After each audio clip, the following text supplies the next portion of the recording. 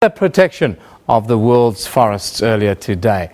He condemned corporations which he argued appear to not care if their business activities resulted in forest destruction. About 1 billion people depend directly on forests for their livelihoods. Other green initiatives popped up all over the French capital. 33.6-meter blue whale was built on the bank of the river Seine in a project aimed to highlight the need to conserve the ocean's biodiversity. The World Climate Change Conference is underway and will see more than 150 world leaders participate in negotiations until December the 11th. Now, for more on the Climate Change Summit, let's cross to our reporter on the scene right there, Dan Whitehead. A very good afternoon to you, Dan. Just set the scene for us. What went on there this morning?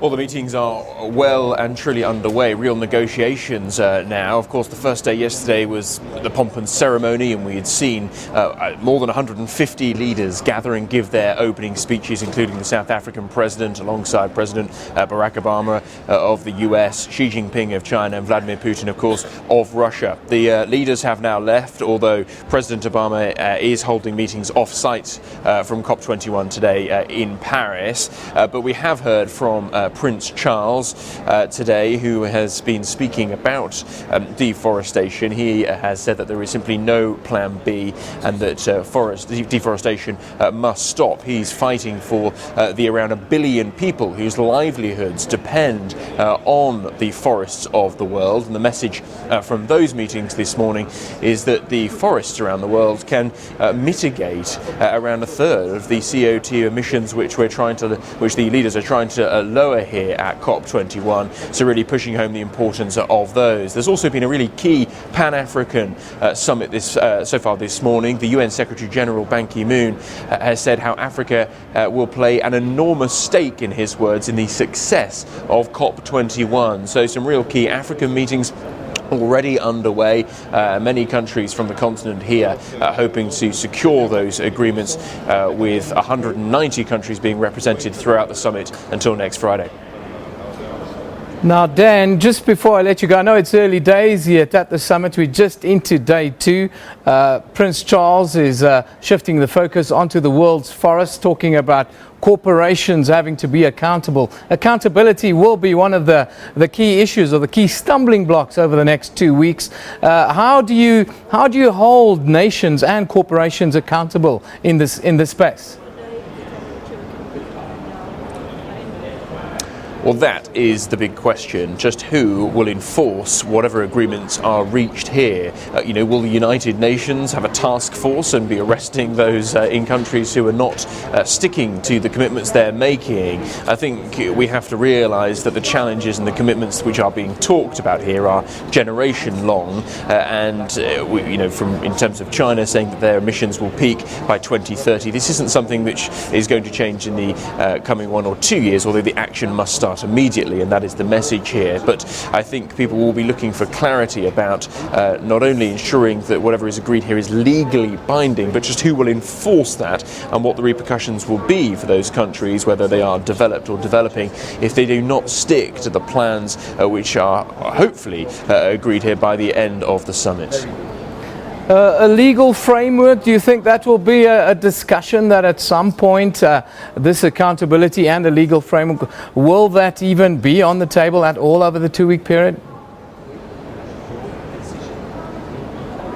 Yeah, I think so. It's going to have to come up because there is no point in simply coming up with yet more agreements, and we saw that from the meeting in Copenhagen in 2009, the previous COP, which was widely seen as not particularly successful. I think the fact that the leaders arrived here at the start show, rather than staying for the duration of the meeting and coming at the end to show it as a success, is a message that, look, we're here now, we're going to be here for 1 day, let's get the ball rolling.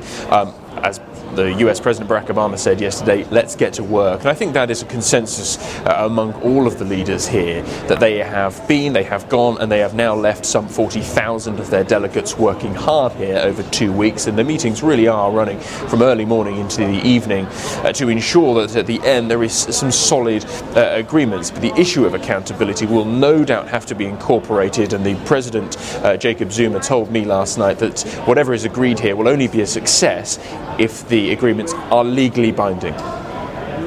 Now, Dan, let's just recap what happened there this morning. Of course, Prince Charles very much have the world's corporations in his eyesight or eye line this morning. What was his message to the world's corporations around deforestation?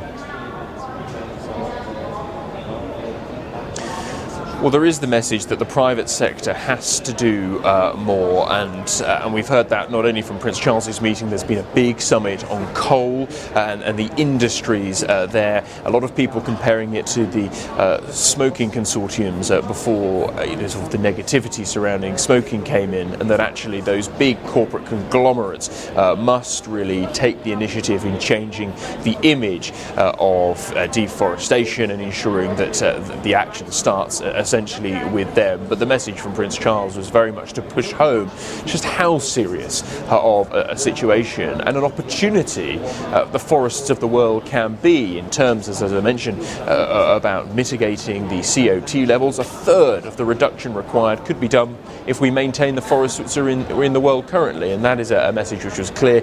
And just how many people in the world, around 1 billion, depend on them for their livelihoods, and the very nature of climate change means that some of these very delicate areas, fragile ecosystems are being lost in the first instance at a very rapid rate. Dan, thank you very much for that update. That is our man right there at COP21 in Paris, Dan Whitehead, giving us a sort of roundup of what's happened there this morning. Of course, delegates at the UN Climate Change Summit in Paris, well, they're getting down to detailed negotiations.